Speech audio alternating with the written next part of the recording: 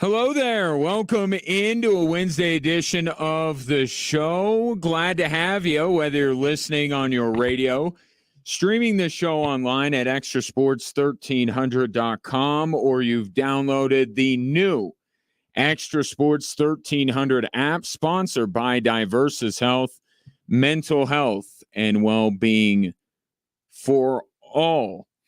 A veritable cornucopia of sports topics coming your way over the course of the program, a program that will end just a skosh early today, as I will be heading down to Widener Field to call a soccer match, but a different soccer match. Switchbacks don't play till Saturday, don't worry. It's Air Force and Colorado College in the City for Champions Cup. Have that one with Jeff Bennett coming up at 6 o'clock on the Mount West Network, if you are so inclined. So much to do. Jessica Mendoza, KKTV 11 Sports, will stop by. But I want to start with the basketball contest of last night. And if you tuned in yesterday, I was saying that I don't think that the Nuggets have totally bought into what Russell Westbrook is. And I'd like to see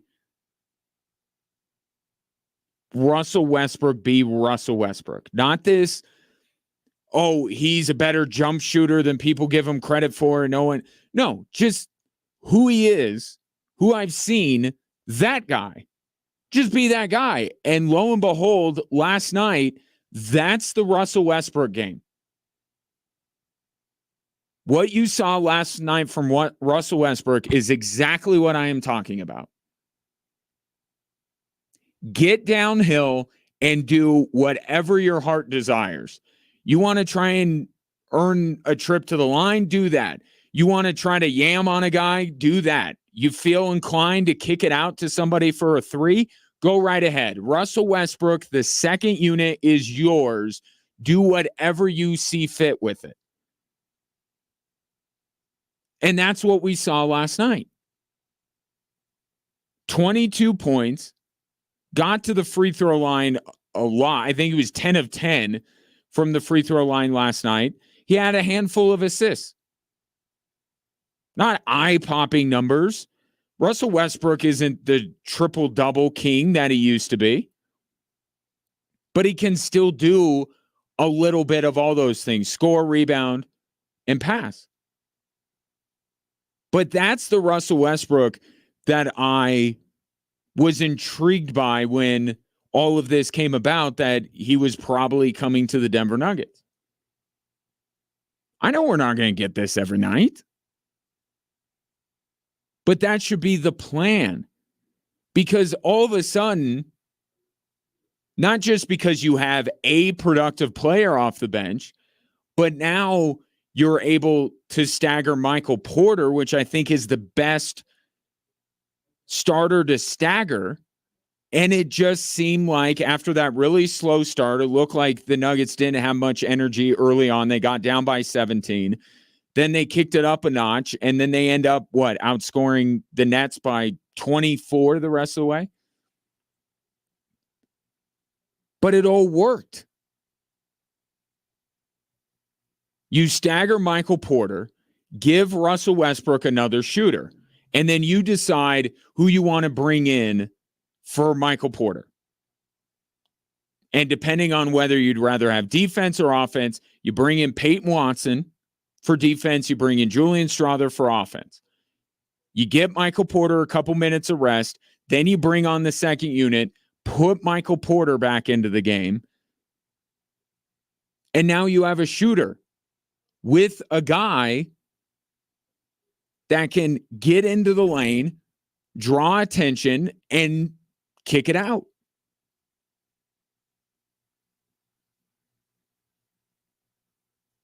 Everything last night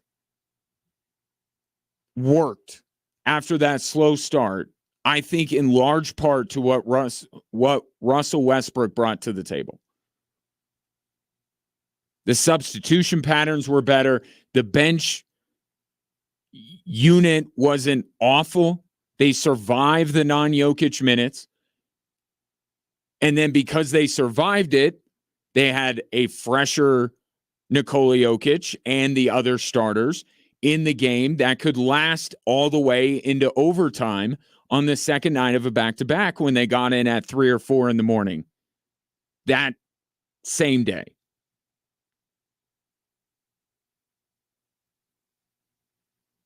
But that's the Russell Westbrook that the Nuggets will need to show up every once in a while. You can't rely on it every night. But if you could get that once every 3, 4 games where Russell Westbrook is doing that, that's better than anything they've had on their bench for the last couple of seasons.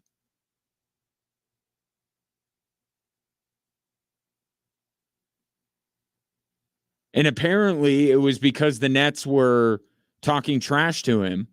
So keep that up. Can we get somebody from the Timberwolves? Oh, I don't have to say that. Anthony Edwards is on the Minnesota Timberwolves. Of course, Russell Westbrook will have something said to him that will make him angry. But that's what it was. After the game, he's like, they found out.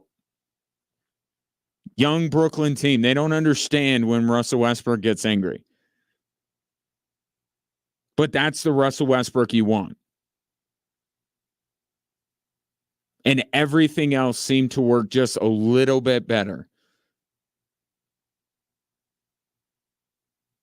Because they actually had someone on the bench that was producing.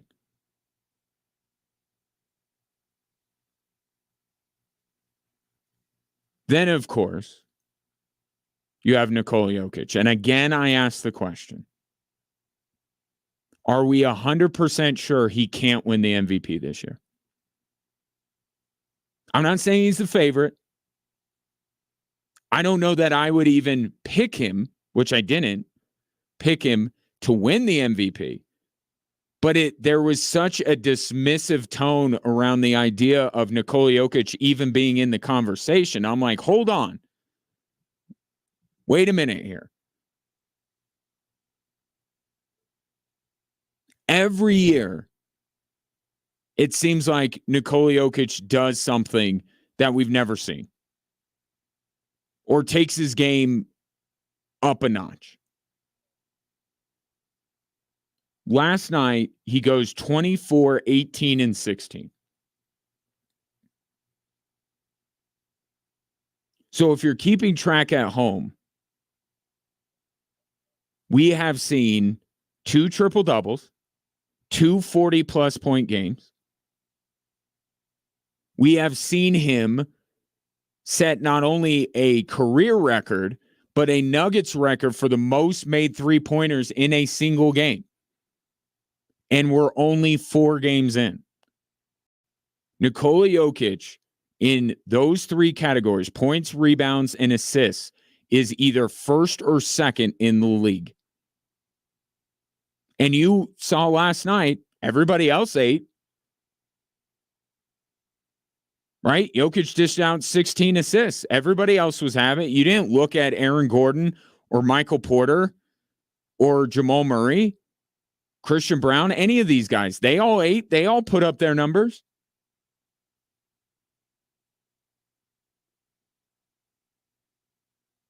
So I don't want to dismiss out of hand the idea that Nikola Jokic could be in contention for a 4th MVP. I know the voters will be trying very hard to find somebody else. And with Luka, and he hit a massive shot last night. It was almost a carbon copy of the shot he hit over Gobert in the Western Conference Finals last year. There's Luka, there's Shea, there's Anthony Edwards. There are going to be other guys that they can look to. And again, probably Nikola Jokic is not going to win the MVP this year. Don't think he could be top 3. Don't think you can at least, if you're a Nuggets fan, have an argument.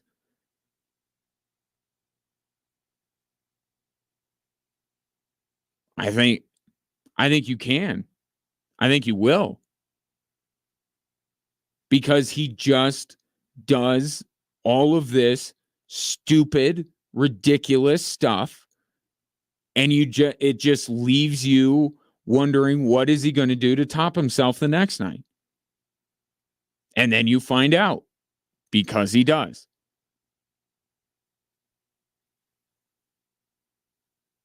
(24, 18, and 16). Michael Porter's hitting three-pointers. Jamal Murray even dealing with the bad ankle, which is not a positive, but he played through it, played pretty well last night. But the big key for me was Russell Westbrook. And that's all you need. I mean, look to the Avalanche over the last few games as your guide. The Nuggets don't need the best bench in the league. They don't need 2 or 3 guys to chip in every night. They need one.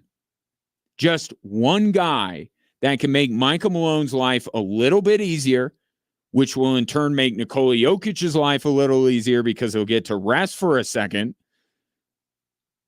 Then you can stagger the right guy with the second unit, which again, to me, is Porter, instead of taking Jamal Murray and risking further injury and wearing him out and bringing in Nikola Jokic 5 minutes earlier than you want to because your bench is getting their brains beat in. Just one guy. That's what the Avalanche have been getting over the past few games. It was Yoel Kiviranta one game. Logan O'Connor popped up. Just one. When your top unit is as good as these two teams are, right? McKinnon, Rantanen, Makar, Taves with the Avalanche, and then you go Jokic, Murray, Gordon, Porter with the Nuggets. You don't need your bench to be that good. You just need one guy a night out of that bench 4, because, again, Michael Malone last night not playing a 5th bench guy. Just need one of those guys to show up and to do something. And it makes everything much easier for the Denver Nuggets. And you saw it last night, even falling behind by 17 points, not a great start. By the end of the night, it was probably their best overall performance of the year. And now they get 2 days off before they take on the Minnesota Timberwolves, which for an early season game is about as big as it's going to get for the Denver Nuggets. Take your thoughts on last night. 719-247-1313. Coming up next, you may not be a bettor, but looking at Vegas odds can give you an indication of where the conversation is right now. So based on that, I have a question. What's more likely? Sean Payton wins Coach of the Year or Bo Nix wins Rookie of the Year? That's next on Extra Sports 1300.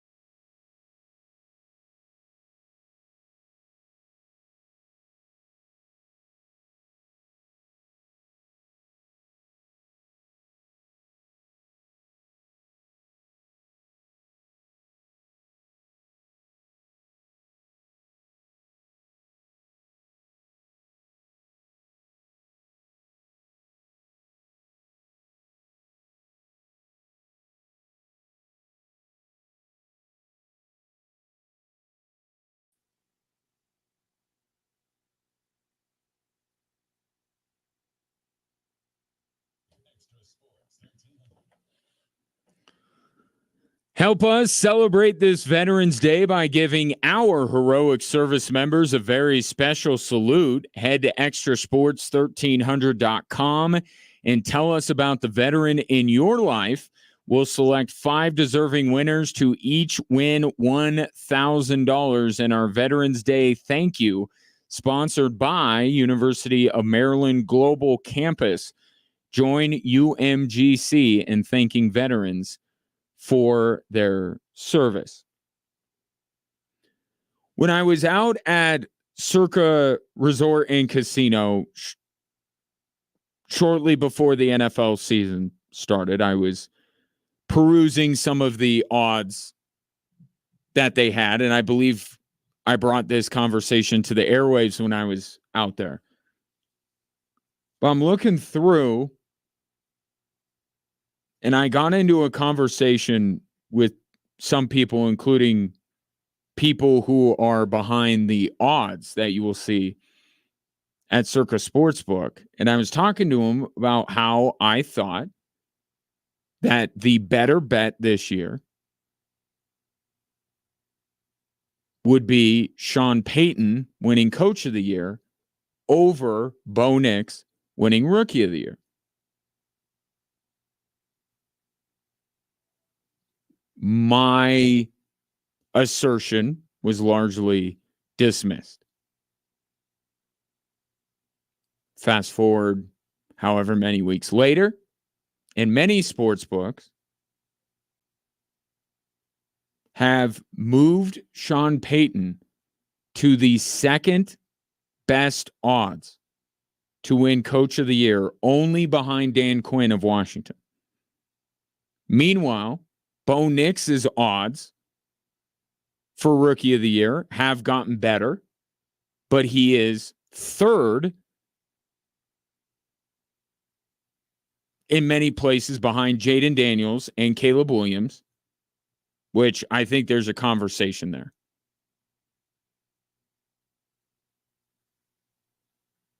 Right?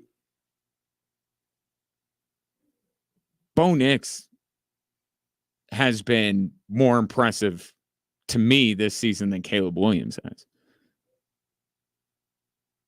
But odds take a lot of other things. How much money they are getting on one thing, I understand all of that.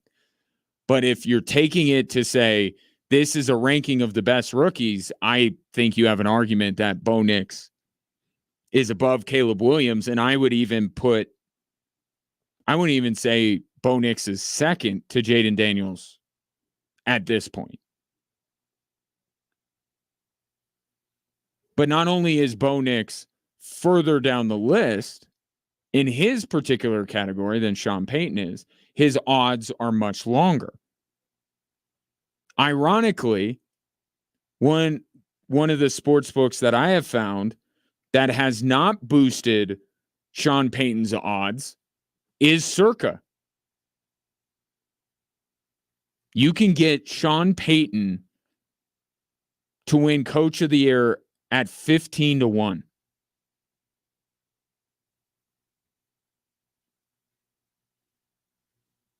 I would again assert that the better bet would be Sean Payton Coach of the Year over Bo Nix Rookie of the Year. Now, the argument that was posed to me, and I get it. Coach of the Year, they can't miss the playoffs. Right? Whether you're looking at Dan Quinn, well, but Dan Quinn's not a good example because Washington might end up winning that division. But you look at Mike Tomlin, for instance. Let's say his team gets a wild card, as opposed to Andy Reid, whose team may finish with 15 wins this year. But they're both in the postseason. So I understand the idea that Bo Nix can win Rookie of the Year and the Broncos cannot make the playoffs, and Sean Payton cannot win Coach of the Year without the Broncos making the postseason. I get that. I acknowledge that. But look at where we're at right now. And part of my thinking was, with Bo Nix not perceived to be the most talented quarterback in this class, the best quarterback in this class. In fact, there was a thought that the divide was quite wide between Caleb Williams and Jaden Daniels and Bo Nix. So if Bo Nix were to be successful in his rookie year, Sean Payton would get a ton of credit for that. Whereas Caleb Williams especially, but even Jaden Daniels to a point, I think more of the credit would go to the players versus, oh, look at what Dan Quinn or Matt Eberflus are doing with their respective rookie quarterbacks.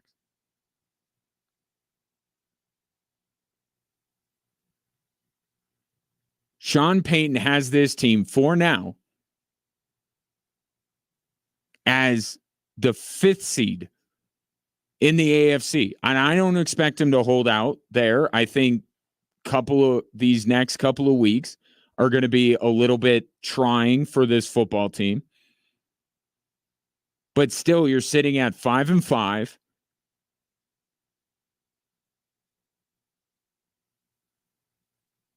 And you got one more game against Kansas City, which will be at Mile High the very last week of the season, when Kansas City might have everything sewn up. And you don't have anybody nearly as good as the Ravens remaining the rest of the way. So it's kind of been my point about the next 2 weeks. I don't think that the Broncos will win the next 2 weeks, but the next 2 weeks shouldn't destroy your view of the Denver Broncos. They're still better than people thought they'd be, maybe by a pretty wide margin.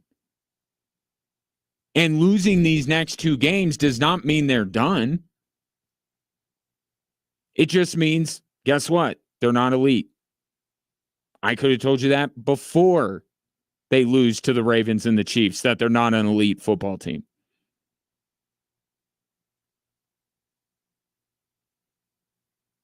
Yes, Sean Payton would have to make the playoffs in order to win Coach of the Year. But if the Broncos make the playoffs, I think he becomes the Coach of the Year.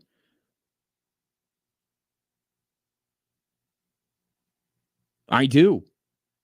To take a team whose Vegas over-under was 5.5 wins, one of the worst rosters in the NFL, with a rookie quarterback, and not just a rookie quarterback that is at best the 3rd best quarterback in this class, and he gets the Denver Broncos to the playoffs. He has to win Coach of the Year. And I understand what Dan Quinn is doing. And I see what Andy Reid is doing and Dan Campbell is doing. I'm telling you, if the Denver Broncos make the playoffs, Sean Payton must be the Coach of the Year. Must be.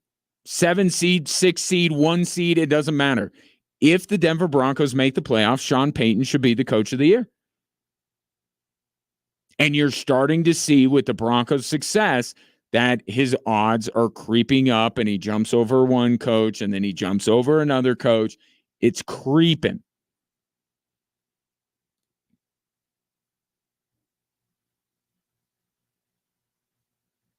The gap between Sean Payton and the perceived frontrunner for Coach of the Year right now, which is Dan Quinn, is not.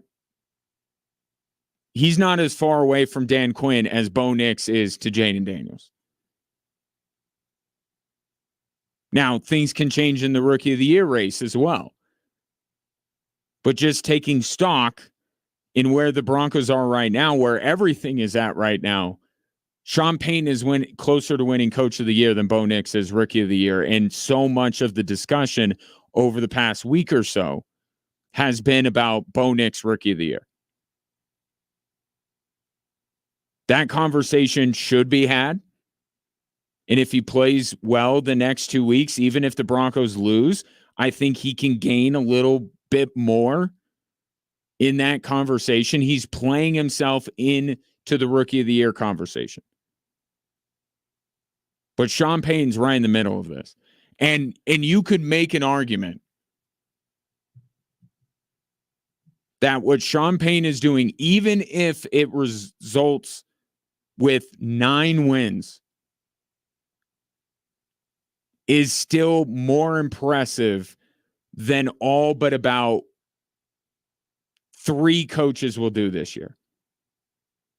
If Dan Quinn wins that division, that's hard to argue against. If Kevin O'Connell picks the Vikings up by their bootstraps and still has them win that division, which looks less and less likely every day because the Detroit Lions are a freight train, you could make a case for Kevin O'Connell over Sean Payton. How many other coaches are you going to take over Sean Payton in the Coach of the Year race right now? I would take more rookies over Bo Nix at this point than I would coaches over Sean Payton at this point. Your thoughts? 719-247-1313. Coming up next, the Avs have made a change in goal, and wait till you hear some of what their forward lines are going to look like tonight against Tampa Bay.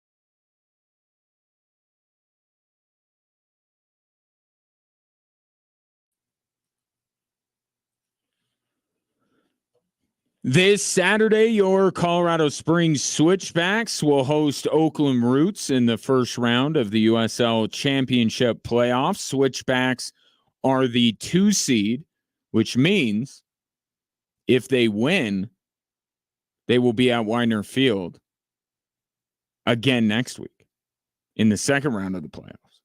So, imperative that you are there to provide energy to cheer this team on so they can advance in the postseason, and I want to help you be there.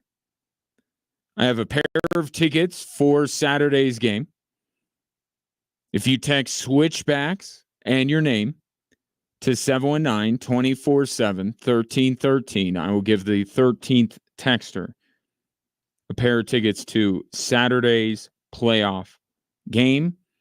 And if you do not win, act quickly to purchase your tickets at switchbacksfc.com. When is the last time, and I'm asking you if you're a bettor, when is the last time you have seen the Colorado Avalanche be home underdogs?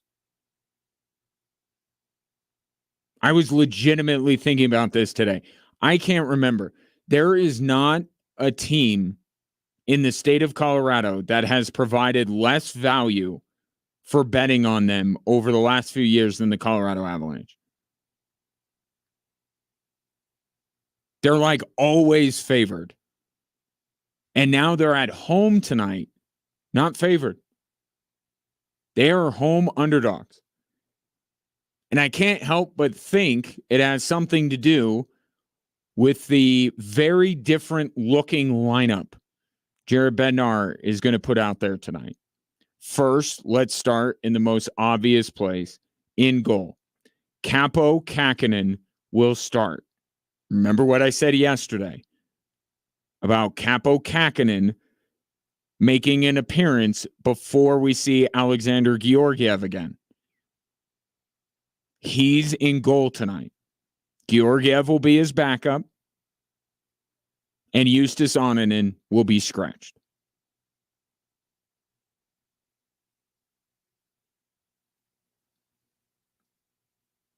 This is not sustainable. I'm just telling you. Whether you think it's Georgiev or where you think Kähkönen, they're just giving him a try and then they're going to jettison him after tonight, you may be right. But either way, you can't keep 3 goaltenders.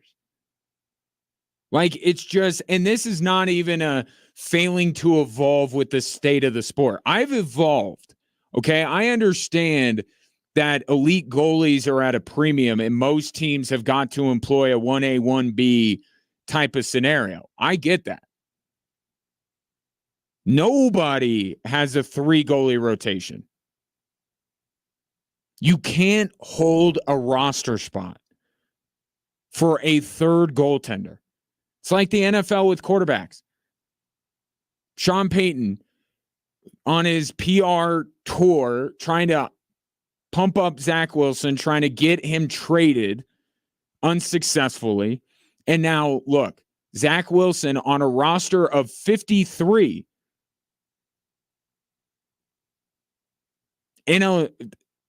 inactive every week. Every week.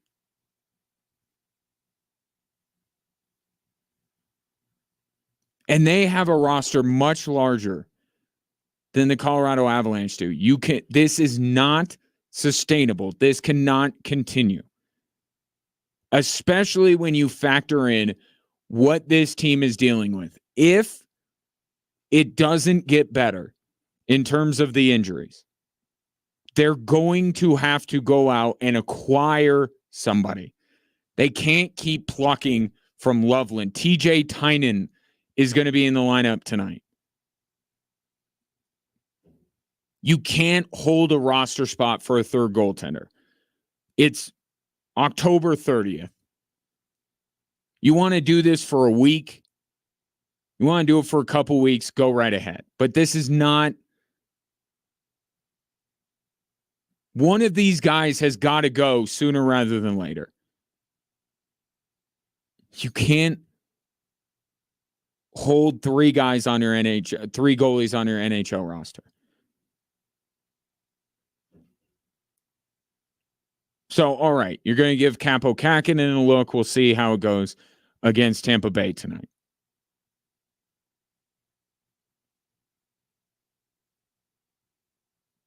I mentioned TJ Tynan has been recalled from Loveland. He will start on the fourth line. I said yesterday that I thought it would be Kovalenko on the top line with McKinnon and Rantanen. That is indeed the case. But wait till you get a load of their second line winger.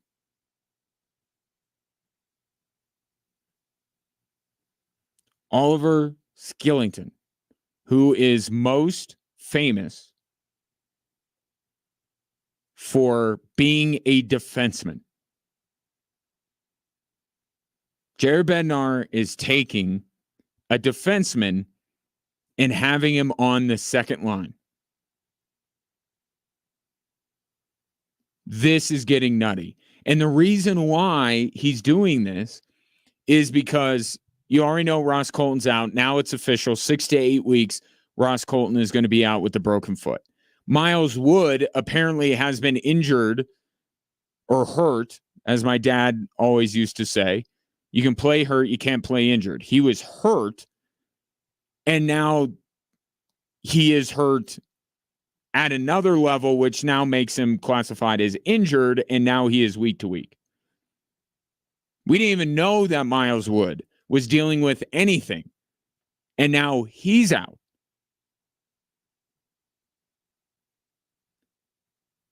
So you're putting a defenseman in an NHL game. You're putting a defenseman as your second line winger, and it's not Cale Makar.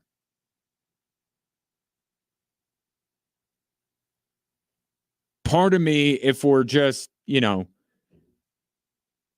trying to survive tonight, if we're the Avalanche, put Cale Makar on the. People say he's a winger that plays on the blue line.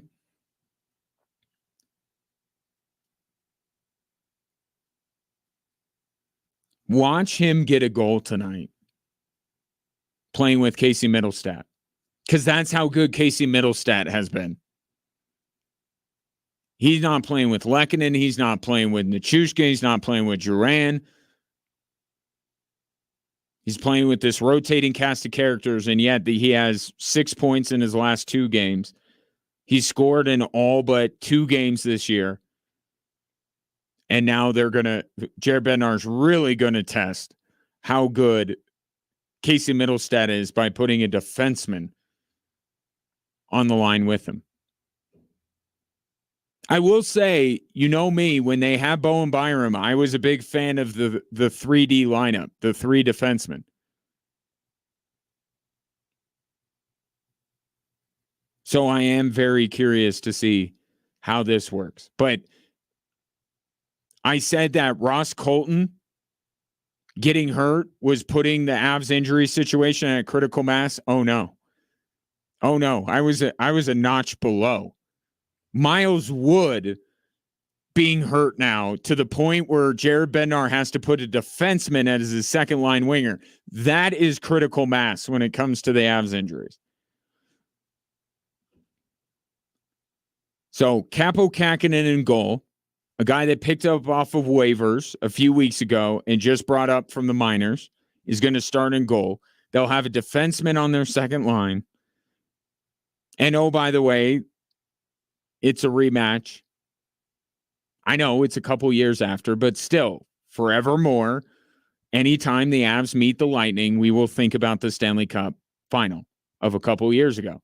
That's who they're playing tonight. Kucherov, Vasilevsky, that John Cooper, that whole outfit. I can see why they're underdogs in this situation. We got that game for you here on Extra Sports 1300. Starting at our coverage starts at 6:30. Puck drop is at 7. Well, if Capo Kakinen plays well tonight, because this isn't Chicago, this isn't, Anaheim or San Jose. Like, this is a Tampa Bay Lightning. Okay, with a guy on the short list of MVP candidates in Nikita Kucherov. Like, this is a good hockey team.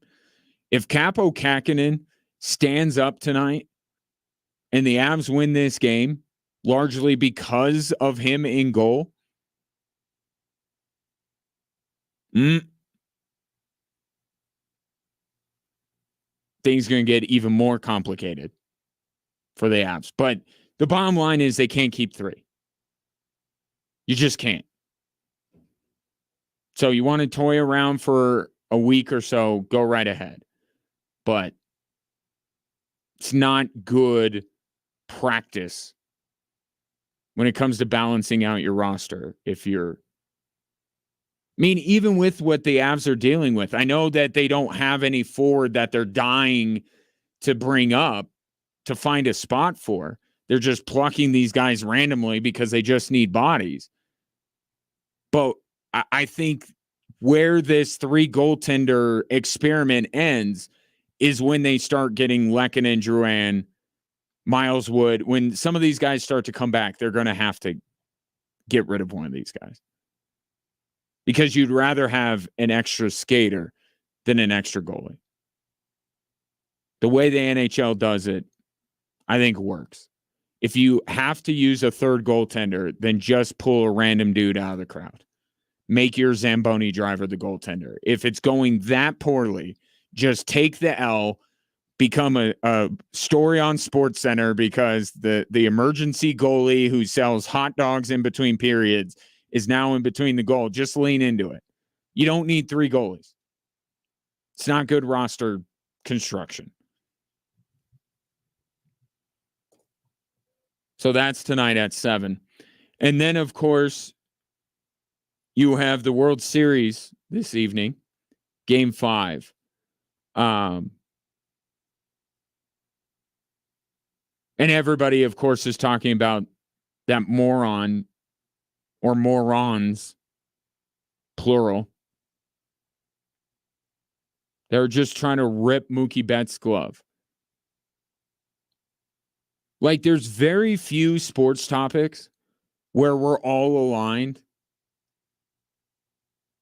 And in order to keep up to embrace debate, we create a straw man. I want to identify the people that do not have a problem with what those fans did to Mookie Betts last night. Like, who are these people? Because they're like, anybody that thinks that this is okay, who thinks this is okay? I feel like we're making a straw man. Can anybody watch what happened last night? They're trying to rip Mookie Betts' glove off of his hand, and there are like legitimate, sane people that are like, I don't know. I don't see a problem with it. Everybody sees a problem with it. I get it. It's noteworthy, so you want to talk about it, but you don't have to turn it into a debate. You don't have to pit one person against another. We can all agree that that's awful. And the steps that the Yankees took are absolutely appropriate. Kicked them out of the game. They're not allowed to come back tonight. And perhaps they should never be allowed in Yankee Stadium again. It's one thing, the guy in LA reaching over the wall with his glove. That happens sometimes. You got to be better. You should probably leave the premises after doing that. But that's a momentary lapse in judgment. You get seats close to the wall, all of a sudden a ball, and you get a little bit too overeager and you reach over. That is a forgivable offense. Punishable offense, but forgivable. Trying to rip Mookie Betts' glove off of his hand is punishable, even more so, and not forgivable. That's not a momentary lapse in judgment. You can't be trusted to be at a sporting event in public. But the Yankees took the appropriate steps. Kicked them out. They're not allowed back tonight. Not everything has to be a debate. We all agree.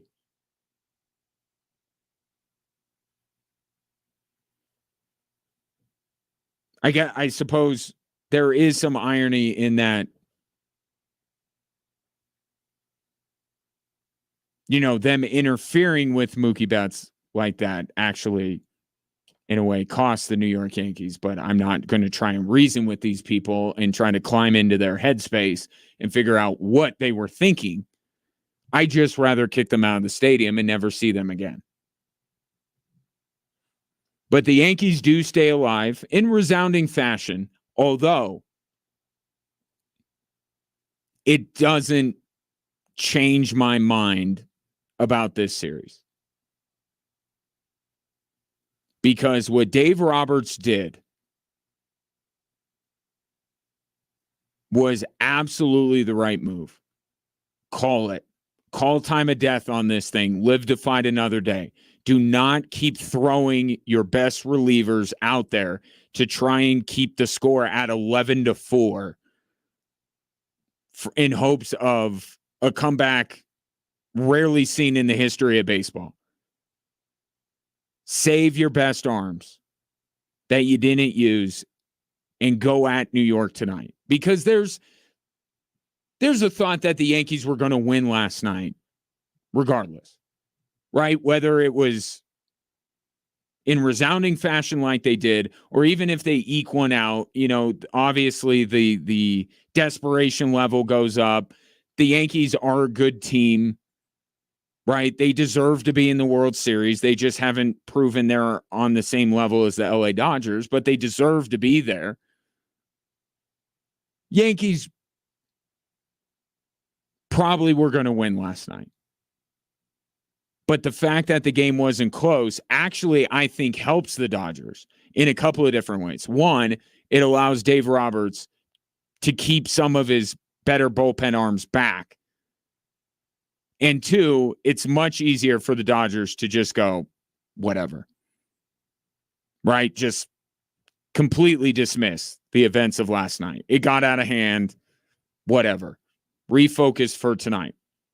Now, I will say, and it's not out of the realm of possibility, I think I would pick the Dodgers tonight. But Garrett Cole on the mound.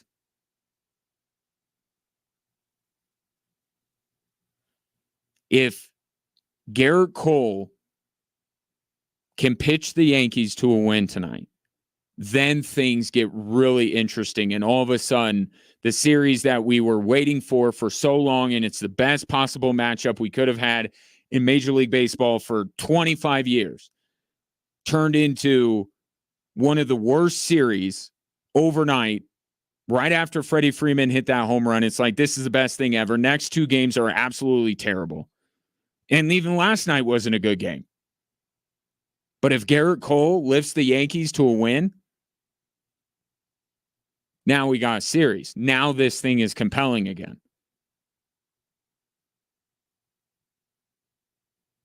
But I think Dave Roberts did the right thing last night. And it's hard for me to think that it won't benefit them for tonight's game. 719-247-1313 is the number, whether it's baseball or hockey this evening, or maybe you're looking to some hoops. If you're looking to bet on any of tonight's game, may I suggest the Circa Sports Colorado app. It is my sports betting app of choice, and the reason why is I'm all about experience. I want the best experience possible from everything in my life. And when it comes to sports betting apps, it's the best experience. They strive to be a minus 110 split. They keep as little money as possible on large market bets like futures and golf tournaments.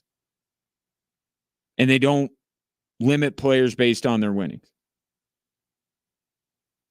Just these little things that you would think would be kind of common sense that somehow eludes other sports betting apps. So download the Circa Sports Colorado app today, where it's better for the better. Must be 21 years or older and present in Colorado to bet. If you have a gambling problem, call or text 1-800-GAMBLER.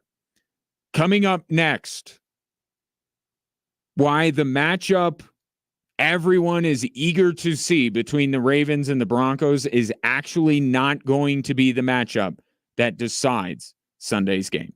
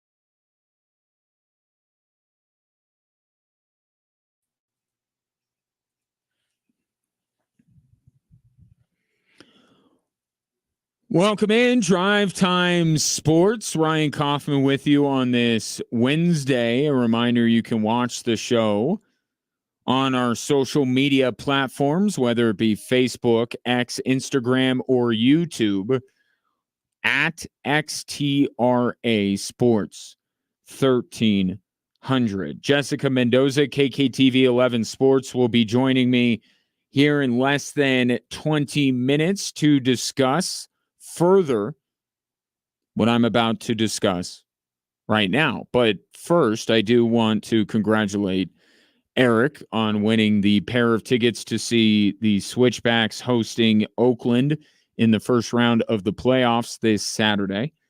And again, I encourage you, if you are not Eric or you are not the person Eric is going to bring with him to the game, that you purchase your tickets, which are going fast, at switchbacksfc.com.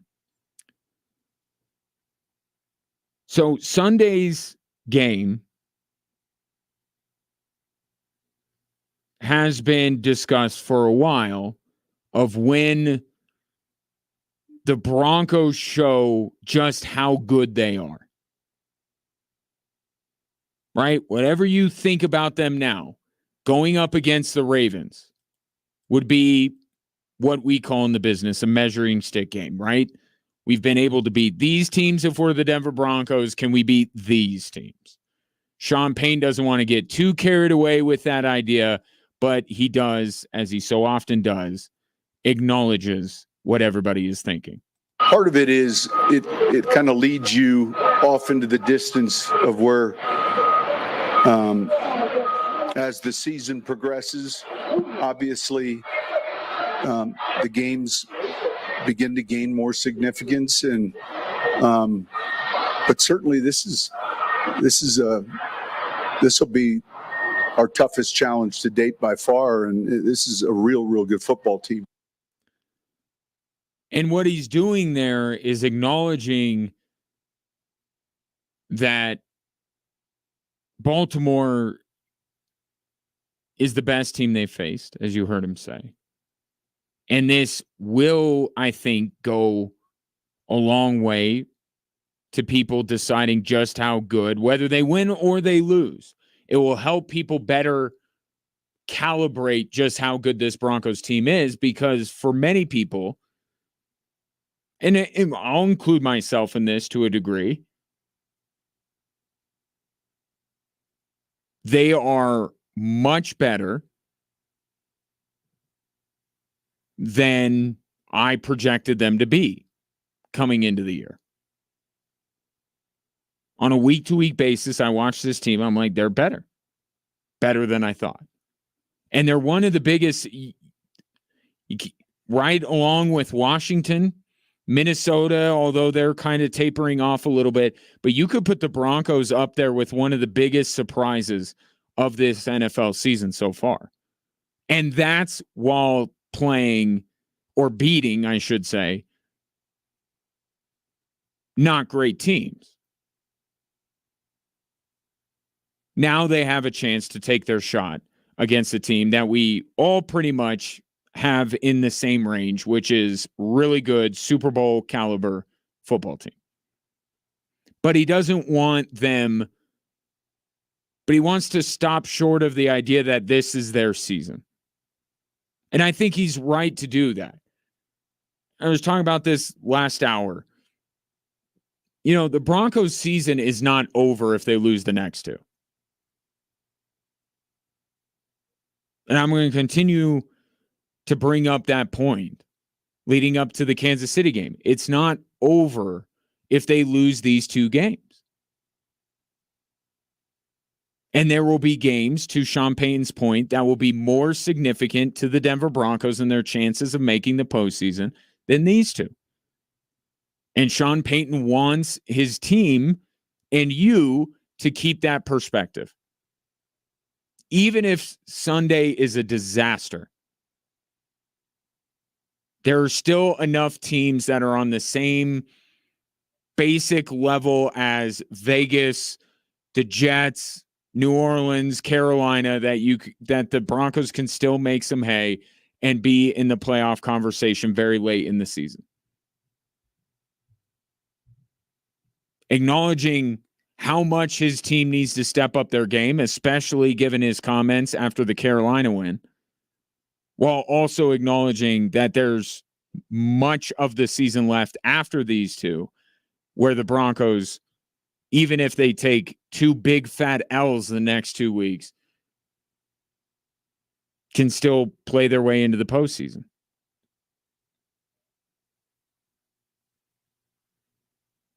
Now, while you would take Ravens versus Broncos and say overall on paper, the Ravens look like the much better team. And I think you'd be right. However, there is a pretty juicy matchup within this game. It is the Baltimore Ravens offense against the Denver Broncos defense. A defense that is one of the best in the league and an offense that is the same. And we love those kind of matchups. Strength versus strength, right? Lamar and Derrick Henry and Zay Flowers going up against Zach Allen and Pat Surtain. It's the biggest storyline of the game, no doubt about it. How the Broncos defense fares against Lamar Jackson. And Sean Payton knows that that's a pretty juicy matchup. That's one matchup that you're discussing, and obviously, it starts, but it just doesn't end with their running game. They're throwing the ball very well down the field, and their red zone numbers are at the top of the league. So there's a lot more than just that one element, but of course, that's an element. It is an element to this game. And it's going to be interesting, too, the tactics that are employed by Vance Joseph. Because, as you know, the Denver Broncos are still the most blitz-happy team in the National Football League. And on the other side, you have Lamar Jackson, who has spent a large chunk of his career eating blitzing teams for breakfast. He's arguably the best quarterback in the league against the blitz. And it's not, you don't need to be Sean Payton to understand why. His escapability, right? I'm sure Lamar Jackson has decent numbers against a 4-man rush with that running ability. But the blitz, you overcommit, he escapes, he makes a big gain out of it, either running or throwing the football. So it's no surprise that Lamar Jackson is so good against the blitz. So if you're Vance Joseph, and he's due to speak tomorrow, do you be true to who you are and what has made you successful?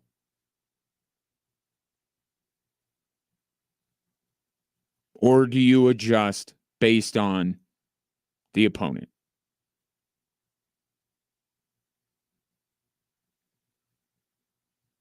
And I would say to some extent, you have to be true to who you are. If you got here because you're blitzing people, then you should blitz Lamar Jackson. You could do it a little less. You could be a little bit more careful about when you do it. But the Broncos can't go from blitzing whatever the number is, 67% of the snaps to 20. Right? And they had success against New Orleans bringing pressure with only 4 rushers. That's not going to be the case. They're not going to be able to get home against the Ravens with only 4 guys. If they're going to bring pressure, they're going to have to bring extra numbers. But you could be more strategic about it. You can give a little bit. Not blitz as much, but I still think that the Broncos defense is predicated on playing man coverage in the secondary with one of the best cornerback duos in the league and really trios, and blitzing people. But you got to be smart about it. You just can't keep doing it over and over and over again.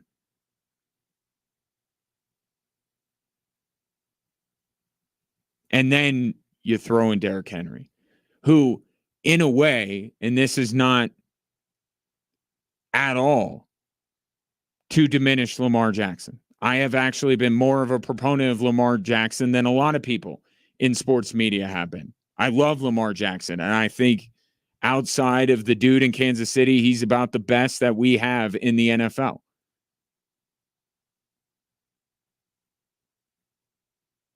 But given what I saw against Carolina on Sunday, I think the Broncos' worry should be more when it comes to Derrick Henry. I saw a lot of missed tackles against Carolina. And this is the most difficult running back to tackle in the league, who is having himself an MVP caliber campaign. And it just gets to the heart of the matter. What do you do against this Ravens team? They got Lamar, they got Derrick Henry. You going to sell out to stop Derrick Henry and let Lamar Jackson hit you over the top? Or do you sit back and try to limit Lamar Jackson's running ability while meanwhile Derrick Henry's getting a free pass to about 7 or 8 yards down the field? And when he gets going, he's like juggernaut.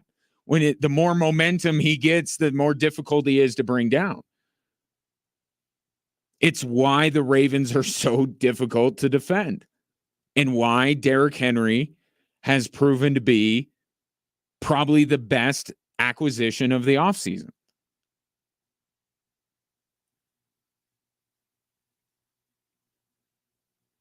But I'll tell you how the Denver Broncos beat Lamar Jackson and Derrick Henry. And you just saw a team do this last week. This past Sunday. Did the Cleveland Browns stop Derrick Henry and Lamar Jackson? Not really. Jameis Winston balled out. How often do we get these strength versus strength matchups and we make it all about that? And then what ultimately decides the game is the other side of the coin. If the Denver Broncos are going to beat the Baltimore Ravens, their offense is going to have to beat the Ravens defense. Bo Nix is going to have to play very close to how he did against the Carolina Panthers to win this game. That's the matchup that I think actually will decide this game, which should be somewhat heartening in a way to Broncos fans, considering that the Ravens defense is not what they used to be. They're struggling. So there's a glimmer of hope there, and I would certainly say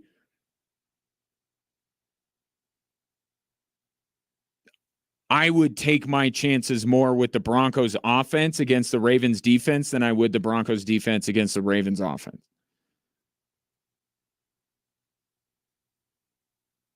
I would have more faith that the Broncos offense could move the ball and score points against the Ravens defense than I would that this Broncos defense, as good as it's been, can slow down Derrick Henry and Lamar Jackson to win a game 20-17. Now, I'll take Baltimore. But the matchup that I think goes further to decide this one is not the one that we're all going to tune in to be watching. It's going to be the Broncos offense against the Ravens defense. See, I can make anything about Bo Nix. 719-247-1313. Take your thoughts on Ravens Broncos coming up this Sunday. I'll get the thoughts of Jessica Mendoza, KKTV 11 Sports, on that matchup right after this.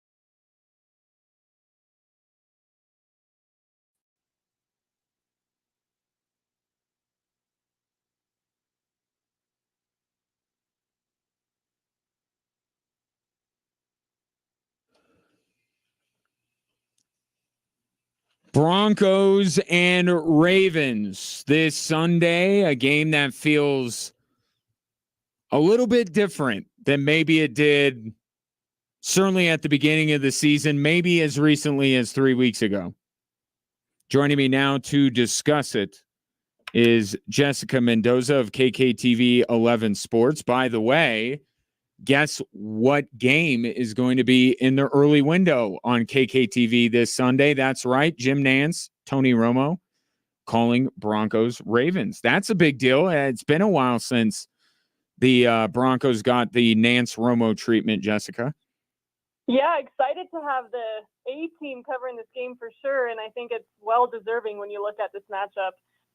Like you said, it's going to be huge for the Broncos to kind of test out where they are, against a real legitimate opponent like the Ravens this week. What will you say about what this Broncos team is or can accomplish if they win on Sunday? Oh, if they can get the win on Sunday, they're for sure looking at playoffs this season in my mind. I mean, I've still been hesitant looking at the teams that they've beaten so far this season. Their opponents so far that they've beaten are a combined 11 and 29. So, that just kind of puts into perspective. Yes, the Broncos have been dominating. They're starting to figure things out. Bo Nix looked the best he has last Sunday against the Panthers, but again, it was the 1-win Panthers. So to see what they can do against the Ravens is going to mean everything in my mind. And it'll mean a lot more as they're headed to Arrowhead the following week. So we've been talking about this bunch of games since the schedule came out months ago. So like I said, this is going to be everything for the Broncos this Sunday, and win or loss, just how they look in this game will be huge if they can stand up against the number one offense in the league. What will you say about this team if not only do they win, but they run up the score again this week on the Baltimore Ravens? We will owe Sean Payton a lot of flowers, and this defense will no doubt earn they'll be the number one defense in the league if they can blow out the Baltimore Ravens. And it'll go into a lot of preparation. I mean, neither team is taking this game lightly as you look at Lamar Jackson taking the day off of practice today. And the Broncos are actually going to go out there on Friday, so they're getting there early. Sean Payton said this is clearly going to be the biggest challenge that they've faced all season. But you don't really hear a coach say things like that usually. So a lot of preparation is going. You're going to need to see, that the preparation was accurate for what they're about to face.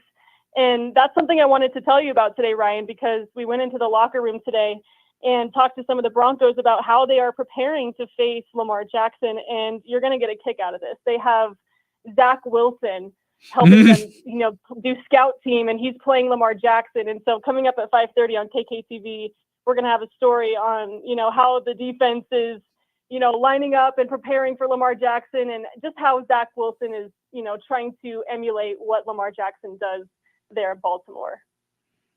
That is, that's interesting, because when I think of comparables to Lamar Jackson, probably the first name that comes to my mind is Zach Wilson. But hey, you're not going to put Bo Nix in that situation, right?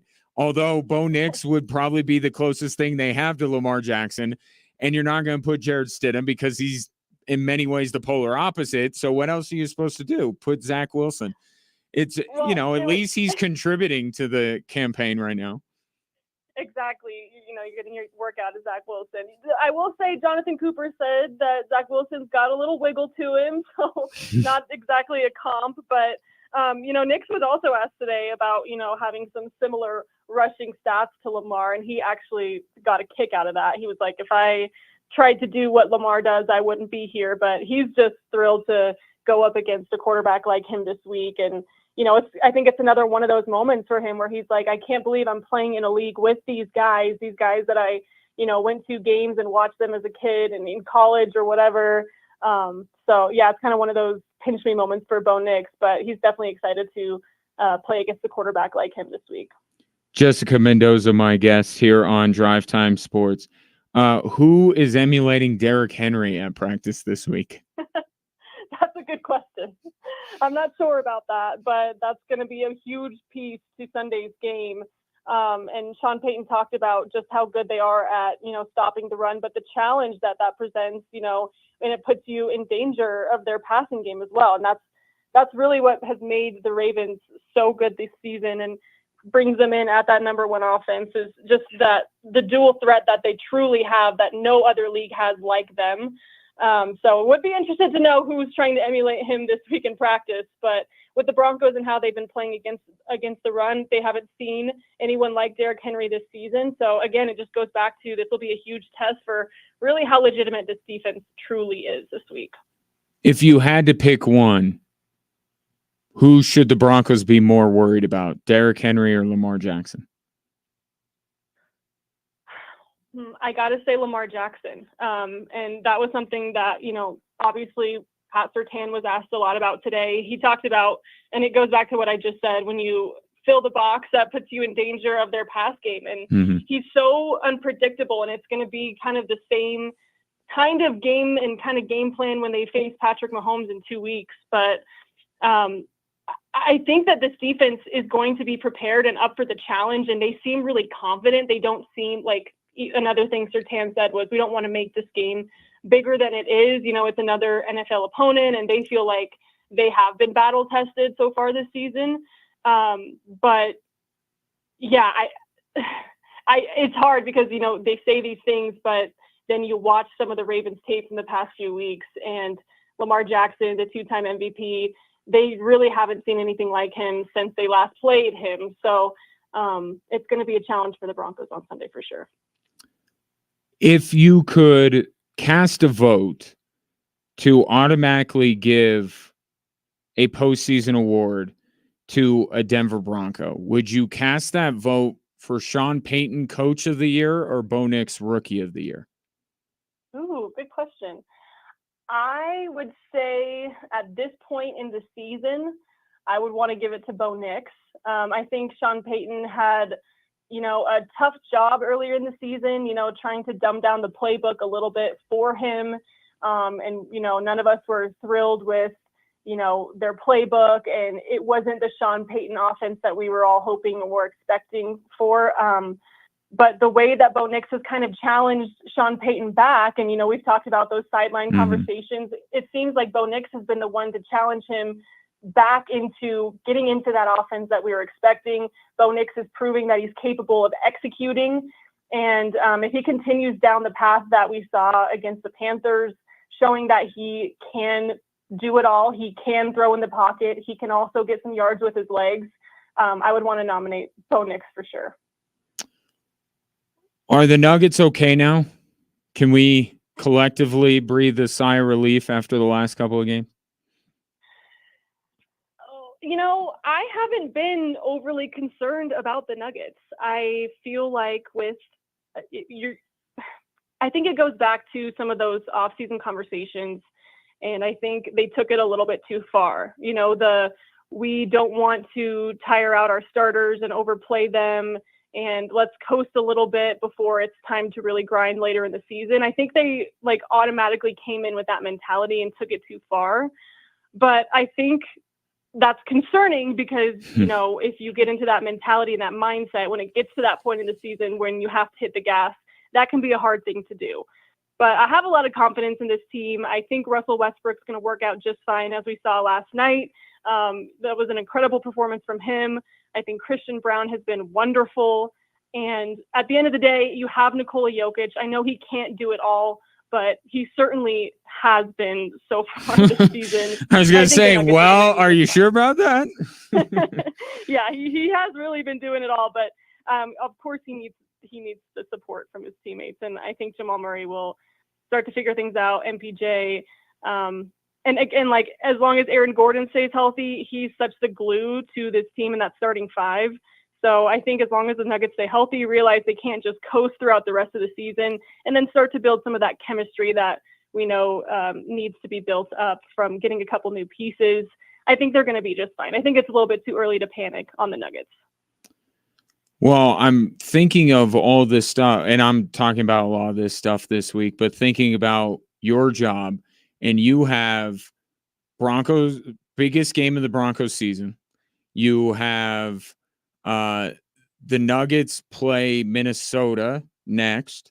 You have all the upheaval with the Avalanche goaltending situation. You have Air Force and Colorado College in hockey. You have Air Force and Army in football. I mean, I'm very curious. Tonight, you mentioned Zach Wilson at 5:30. How are you balancing all this stuff out on KKTV? You're making me sweat just thinking about everything. I was at the Colorado College press conference this morning. They do play Air Force this weekend for the Pikes Peak Trophy. Little fun fact, the Tigers, ranked 8th in the nation, are one of 2 teams that have started playing their season, because some of those Ivy League teams haven't started hockey yet, but they're one of 2 teams who is undefeated. It's CC and Denver. So we're clearly a college hockey state here for sure. But we'll be talking about them more so on Friday ahead of their game. Sure. And then also coming up tonight, we'll be talking about World Series. And like you mentioned, Avalanche, we'll be talking about them at 5:30 as well. That's an interesting time for the Avs right now. So I will be locked into tonight's game to see how this all goes. Yeah, they have a defenseman playing winger tonight. It's going to be It's going to be interesting to say the least. Jessica, really appreciate the time. And like Sean Payton, you continue to run up the score on your competition every night on KKTV 11 News. Appreciate your time, and we'll talk soon. Oh, thanks so much, Ryan. We appreciate it. And we'll see you tomorrow. Oh, yeah. See you tomorrow. See ya. That's Jessica Mendoza, KKTV 11 Sports, my guest here on Drive Time Sports. Yeah, I'll be on with her tomorrow night to talk about, I'm assuming, the Broncos, but, however I can be of assistance, I will talk about whatever. So, yeah, tomorrow night on KKTV at 10 o'clock, I'll be on with Jessica Mendoza. Appreciate her always being so generous with her time. Couple of your thoughts here. Brett, I'm almost worried to open this. Zach Wilson emulating Lamar Jackson is similar to me emulating Dolly Parton in rehearsal. Jolene. I mean, what are you going to do, though? Right? Because here's, in all honesty, here's what happens. Okay. So you pick Marvin Mims, just throw out a name. You pick Marvin Mims to emulate Lamar Jackson. Okay. Well, now you're shortchanging Lamar Jackson's ability to throw the football.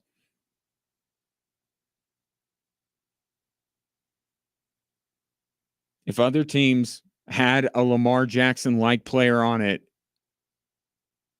he would be their starting quarterback. It's difficult. And with this sentiment from Steve, because I think it's perfect given what the next 2 weeks may mean for the Denver Broncos. He says Broncos can best Baltimore. I don't agree with that. KC probably not, but on any given Sunday. It's that last part, right? Who would have thought? It's like the Paul Rudd on Hot Ones. Who would have thought that the Broncos could actually be maybe a legitimate threat to knock off either Baltimore in Baltimore or Kansas City in Arrowhead? And they got a puncher's chance, right? Put it at that. A puncher's chance. That right there just tells you how much they've exceeded expectation. That there's like well, maybe, possibly. Yeah, I don't think they're going to win the next couple of weeks. But the fact that you may not be tuning in to the next 2 Sundays with dread and like a little bit of optimism, and I think that just tells you how far this team has come. But we'll find out legitimately where they're at over the next 2 weeks. That's for sure. That'll be it for me. I got to head down to Widener Field, Air Force Colorado College, the soccer version tonight at Widener Field. Jeff Bennett and I will have that for you on the Mount West Network if you'd like to tune in. Avs and Lightning tonight, 7 o'clock here on Extra Sports 1300. So you could tune in for that. And, of course, that will probably lead off the show tomorrow at 3 here on Extra Sports 1300.